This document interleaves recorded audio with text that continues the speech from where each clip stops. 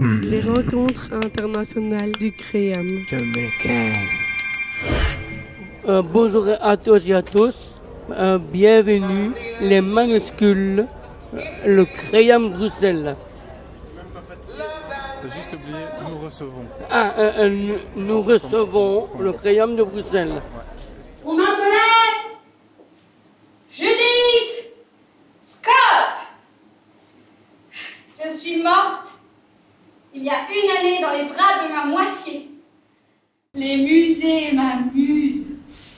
Leurs mots aussi. Je représente l'art de la fibre. Qui était le personnage de Judith Scott? Alors, avant d'être un personnage, Judith Scott, c'est une artiste qui a vraiment existé, qui est née en 1943 aux États-Unis, à Cincinnati. Et elle a une vie un peu particulière parce qu'elle est née trisomique, sourde et muette. Et elle est née, en fait, elles étaient deux jumelles. Et elles ont été séparées quand Judith Scott avait 7 ans.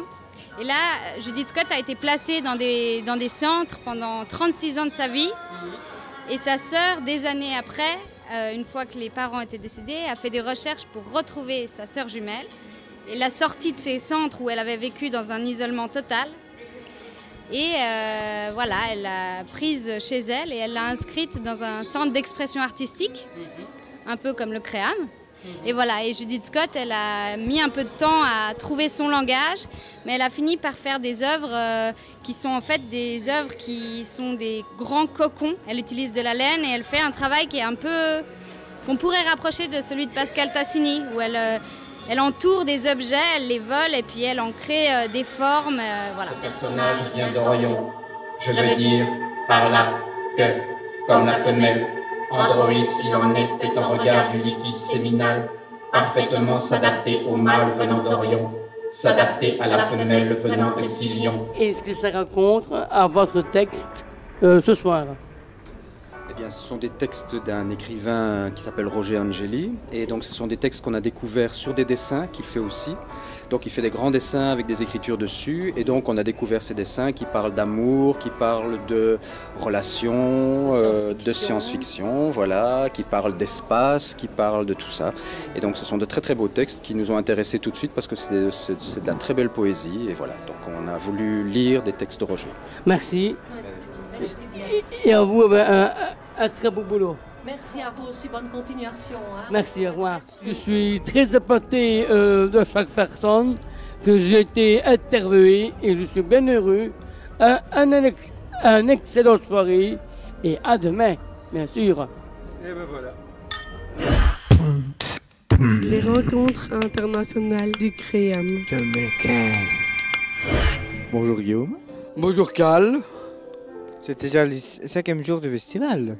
Ah oui, je suis très heureux et content. Les artistes et non travailler dans leur spectacle, j'ai bien aimé et le public en a bien gardé. Ça c'est super. Et aujourd'hui il y a Roméo. On y va. On y va. Mon palais est étroit, ce qui affecte ma façon de parler. Ce n'est pas un palais pour une princesse. C'est pour ça que tu t'appelles Roméo. Bien sûr. Le début du travail qu'on a fait, c'est vers le début de Roméo en fait. On était là avec Philippe Forgeron, l'auteur qui a écrit la pièce de Roméo. Et donc de là, on est allé à Carmont. Et donc on a travaillé, on avait des textes à lire. Et sur ces textes, j'ai retenu un texte qui m'a beaucoup plu, c'est un texte de Enan Sixux, donc voilà, qui pour moi m'a paru un texte, mais c'était un texte fabuleux, qui résumait l'histoire de Roméo et Juliette. Tu as rêvé d'amour et de baiser? Oui, je crois. J'ai rêvé que je te rencontrais dans un bal, en dansant jusqu'à dormir. Tu as la fièvre. Tu crois que c'est à cause du livre? Quand je suis encore sous l'emprise du livre? Je sais pas. Les médecins le diront. Comment le fait le travail de l'émotion? Comme un travail d'acteur, c'est-à-dire Surtout pas tomber dans l'hystérie, surtout pas tomber dans la...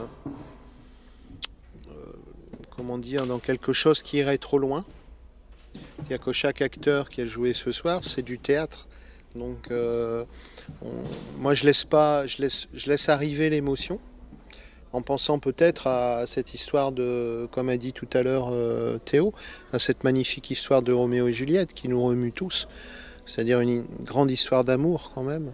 Peut-être impossible, mais possible en tout cas dans la tête. Faut pas confondre parce qu'il y a une émotion qui... c'est-à-dire que moi, je joue le rôle d'un fou. Un fou, un malade mental, voilà. Sauf que moi, je suis pas comme ça, je suis pas un malade mental. Juste, je suis trisomique. J'ai un chromosome en plus. Voilà. Pas de traitement. Voilà, pas de traitement, rien. Et comment intégrer le fou comme ça sur scène, comment on fait? Donc moi, ce que j'ai fait, c'est que en fait, j'ai vu pas mal de films. Après, il y a eu l'école. Bien sûr. Sainte-Germaine, Sainte-Marie. Bon, j'ai croisé beaucoup de saintes dans ma vie. Et pas mal de salopes aussi. Je vous souhaite une excellente soirée et on se retrouve demain pour le dernier jour du festival. Une bonne soirée à tous. Les rencontres internationales du CREAM. 2015.